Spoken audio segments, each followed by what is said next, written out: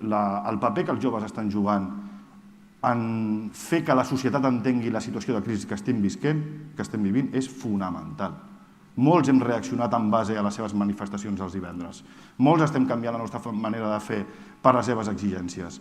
I això ha de ser un continu, això ha de continuar portant-se a terme. Ara, jo també crec que hi ha un element fonamental, no sé si els companys que avui comparteixen debat amb mi estaran d'acord, però el canal i el receptor són imprescindibles.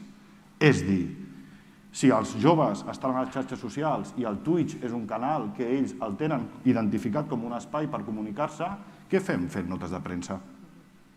Què estem fent notes de premsa? No estem fent res, no estem interactuant i no estem arribant on ells estan actuant. El que hem de fer és apropar-nos a ells de veritat. I el que hem de fer, sota el meu punt de vista, és donar-los veu, no només des de la reivindicació, sinó també des de l'acció. És a dir, i acabo, hem de fer coses directament que ens venen demanades per aquest tipus de col·lectiu.